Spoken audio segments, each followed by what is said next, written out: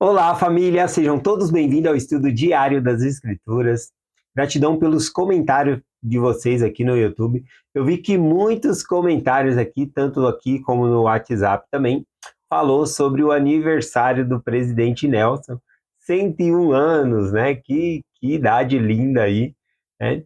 Eu acredito que se nós tivéssemos uma pergunta para fazer para o presidente Nelson, eu acho que mais relevante do que perguntar para ele como que faz, né, para chegar numa idade dessa boa, né, com saúde.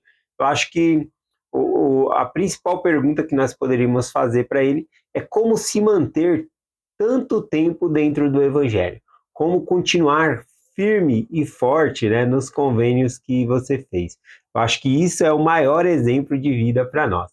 Eu amo na minha ala ver as senhorinhas e senhores, né, que têm até a saúde debilitada por conta da idade, mas estão lá firme, né? E eu sempre, às vezes até uma concepção que a gente usa, né, perseverar até o fim, eu lembro dessas pessoas que estão firmes ali, né, até sempre ali, né? Então, eu acho muito bonito isso no presidente Nelson, que mesmo passando-se tanto tempo, ele continua firme nos convênios que ele fez com o Senhor. E é isso que eu espero para mim, para minha família e familiares, para vocês, para todos nós, tá bom? Gratidão aí por ter comentado sobre o aniversário do presidente Nelson. Vamos lá para o nosso estudo de hoje aqui, Doutrina e Convênios, sessão 89. A gente estudou até o versículo 38, então agora a gente vai dar continuidade aqui do versículo 39 ao versículo 43, 48. São 9 versículos aqui para nós estudarmos hoje. Bom, nós já falamos aqui a questão de perdoar, tá bom? Aqui novamente vai falar da questão do perdão, mas vai trazer também um equilíbrio, vai falar do perdão, mas vai falar da justiça, tá bom? E também da misericórdia de Deus. Então é bom estudar esse assunto aqui, porque tem essas três coisas aqui conectadas, tá bom? Então vamos lá, o versículo 39 e o 40 diz assim: E também em verdade vos digo, se depois de vossos inimigos vos ter atacado a primeira vez, e ele se arrepender e implorar o vosso perdão, perdoá-lo-eis, e já não usarei isto como testemunho contra vosso inimigo. E assim por diante, até a segunda e terceira vez, tantas vezes quanto vossos inimigos se arrepender das ofensas com que vos tiver ofendido, perdoá-lo-eis até 70 vezes 7. Então, aqui o Senhor ensina que quantas vezes for que o inimigo se arrepender, nós devemos conceder o perdão ali, não importa quantas vezes, sempre se arrependendo ali, a gente deve conceder o perdão. E aí ele coloca aqui aquela expressão, né, que Jesus Cristo usa em Mateus capítulo 18, falando sobre quando Pedro, né, Pedro chega até Jesus Cristo e pergunta, né, até quantas vezes eu vou perdoar o meu irmão, né? Até 7. O número 7 para os judeus significa perfeição, tá bom? Então o Pedro ele quis colocar ali que se ele perdoasse o irmão dele 7 vezes, isso seria perfeito, né? E depois disso ele não precisaria perdoar mais. Mas Jesus Cristo surpreende Pedro ali com a resposta dele. Ele falou para Pedro: Não te digo que até 7, mas 70 vezes 7, né? Que dá aí 490, né? Vezes. Só que aqui não é para fazer um cálculo, né? De 490 vezes que você está perdoando uma pessoa. Mas sim, conforme eu falei, o número simbólico é perfeição. Então simboliza que sempre que o inimigo se arrepender, a gente deve perdoá-lo, tá bom? E aqui, né, a mensagem ela vai além disso ainda, tá bom? Vamos continuar aqui. O versículo 41, 42 e 43 diz assim, ó: E se vos ofender e não se arrepender a primeira vez, mesmo assim o perdoareis. Será que a gente entendeu direito? A pessoa nos ofende e ela não se arrepende, e ainda assim eu devo perdoar? É isso que está escrito aqui? É isso que é a vontade do Senhor? Vou ler de novo. E se vos ofender e não se arrepender a primeira vez, mesmo assim o perdoareis. Então o Senhor, ele dá aqui uma extensão, né, de misericórdia, que nós devemos ter misericórdia, porque o Senhor também é misericordioso. A gente vai ver que ele vai pôr um limite aqui, mas ele continua, né, dizendo, ó, e se vos ofender uma segunda vez e não se arrepender, mesmo assim o perdoareis. E se vos ofender uma terceira vez e não se arrepender, também o perdoareis. Então, aqui, né, o Senhor coloca que mesmo sem a pessoa ter se arrependido, a gente deve conceder o perdão, tá bom? Aqui mostra, né, que um verdadeiro discípulo de Cristo, ele tem um coração misericordioso de perdoar as pessoas, né? Não querendo guardar rancor ou buscar vingança, até porque esses sentimentos ferem a gente mesmo, tá bom? Então a gente não deve procurar isso, a gente deve sempre perdoar, tá bom? Aqui o versículo 44 ele traz um tom diferente, né? Que se ele fizesse isso, se o inimigo fizer isso pela quarta vez, aí então o Senhor coloca aqui que a questão de não perdoar, tá bom? Mas é o Senhor que vai tratar com essa pessoa, não é que é a gente que vai cuidar dessa pessoa ou se vingar. Veja aqui no versículo 44. Mas se vos ofender uma quarta vez, não o perdoareis, mas trareis esse testemunho diante do Senhor. E não serão anulados até que se tenha arrependido, e vós recompensado 4 vezes mais de todas as coisas com que vos tiver ofendido. Então, aqui o Senhor fala que na quarta vez, né, não será perdoado, a menos que a pessoa se arrependa. Aliás, né, todas as vezes aqui é uma questão para a pessoa ser perdoada, é uma questão dela se arrepender, tá bom? Só que aqui no versículo anterior que nós vimos, mostra que mesmo a pessoa não tendo se arrependido, né, do mal que ela fez, ainda assim a gente deve perdoar uma primeira vez, uma segunda, uma terceira. Bom, sempre que o inimigo, a revelação traz, sempre que o inimigo se arrepender, nós devemos perdoar. Isso não significa que você está perdoando os pecados dele. O pecado dele é com Deus, né? Quando você está perdoando, você está decidindo não ter mágoa no seu coração, que vai fazer mal para si mesmo. Bom, vamos aqui no versículo. Sim, aqui tem um aspecto aqui da lei que o Senhor falou aqui, que esse arrependido, ele deveria restituir 4 vezes mais. Isso está lá na lei de Moisés, tá bom?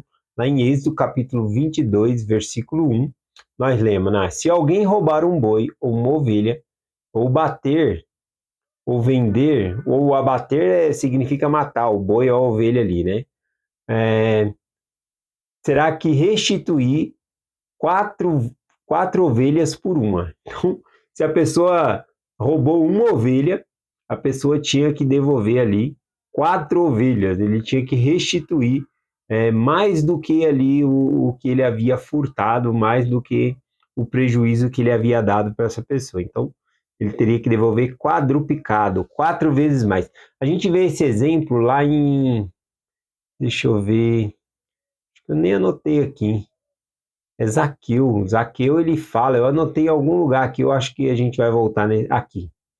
Lá em Lucas capítulo 19, versículo 8, Zaqueu ele pega, né, quando recebe Jesus em sua casa, aí então ele diz o seguinte para Jesus: se em alguma coisa tenho fraudado alguém, o restituo quadruplicado, ou seja, ele usava a lei de Moisés que deveria devolver 4 vezes mais, né? Coisa bem diferente hoje em dia que a gente vê, né, em muita impunidade, ou pelo menos a gente acaba tendo a sensação de impunidade quando a gente vê vários crimes, pode ser políticos ou outros crimes também, né, que as pessoas ficam impunes, são soltas. Então traz essa sensação de impunidade também, tá bom? E aqui a impunidade, aliás, ela incentiva a ter mais crime, né? Já pensou se não fosse crime roubar? Aí a pessoa aí que vai roubar mesmo, não vai ser preso, né? Então, a impunidade faz com que tenha-se mais crimes, tá bom? Então aqui a gente viu que no caso aqui da ovelha, se a pessoa roubou, além, né, de ter que se arrepender, ela tinha que devolver 4 vezes mais, né? Já pensou aí, né, ó, o ladrão roubou o seu celular, o que não é bem difícil de acontecer, né? Levou o seu celular, mas a polícia pegou ele. Agora ele vai ter que te devolver 4 celulares mais, né? Olha aí, né? Então, aí isso mostraria o quê? Que o crime não compensa. Né? Então, menos pessoas praticariam esse tipo de coisa. E sim, hábitos simples, né? Na questão da restituição física. Porém, existe a questão espiritual também. Quando nós pecamos, nós estamos nos desligando de Deus.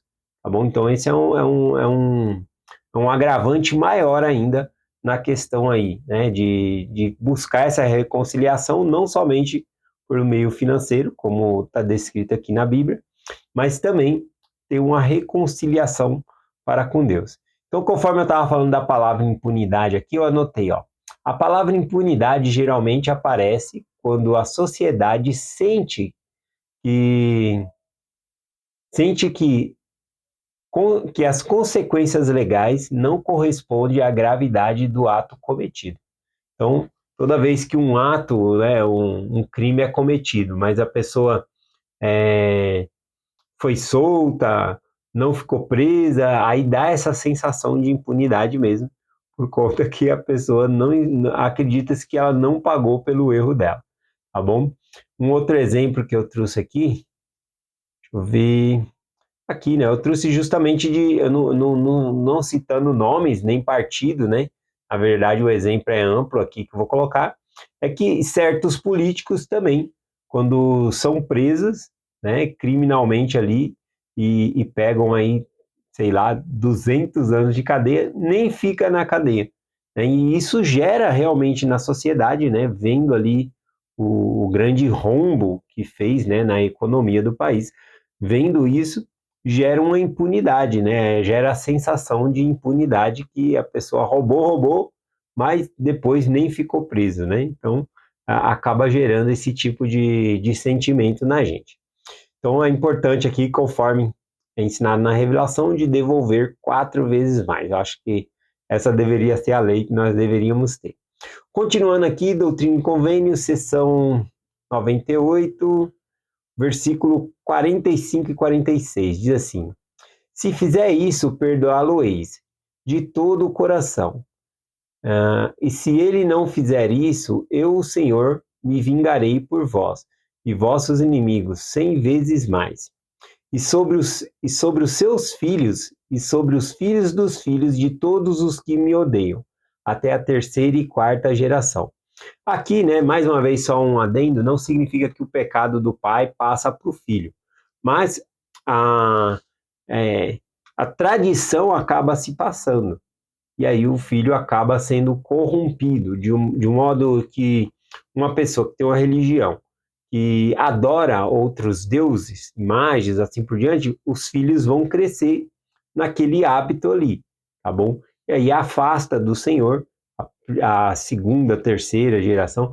Ó, nós acabamos de falar do presidente Nelson, né? Olha a família numerosa que ele tem, né? De filhos, netos, bisnetos, tataranetos, tudo dentro do evangelho. Por quê? Por conta de uma decisão dele de se manter firme dentro do evangelho. Não pense que isso não influencia gerações futuras. Cada um decide por si mesmo obedecer o evangelho, continuar firme no evangelho, né, seguir a Jesus Cristo, mas a gente não pode fechar os olhos dizendo que se nós permanecermos firme no evangelho, a gente vai fazer com que gerações permaneçam firmes também, tá bom? Então é um dos pontos aqui para nós.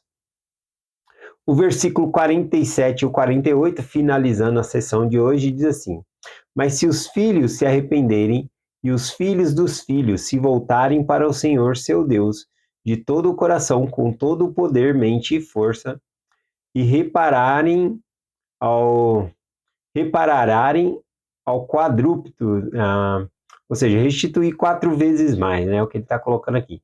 Toda a ofensa que vos tiver ofendido, e com que seus pais ou os pais de seus pais tiverem ofendido. Então vossa indignação findará, e a vingança já não cairá sobre eles, pois diz o Senhor vosso Deus: as suas ofensas jamais serão apresentadas como um testemunho contra eles perante o Senhor. E aqui finaliza a sessão, né, dizendo amém. Então aqui é uma esperança maravilhosa, uma promessa maravilhosa que o ciclo, né, de coisas erradas é quebrado. Então mesmo que uma pessoa esteja numa tradição de cultura de adorar outros deuses, de imagens, coisas assim, quando uma pessoa daquela se converte, ela vai quebrar esse elo de caminho errado e vai trazer gerações, né, para o caminho certo do Senhor. Então é disso que se trata um pouco essa sessão aqui, tá bom? Então hoje aqui a gente conseguiu ver um pouco de equilíbrio entre o perdão, a justiça e a misericórdia de Deus, tá bom? Então é essa mensagem que nós compartilhamos hoje em nome de Jesus Cristo. Amém. Até amanhã.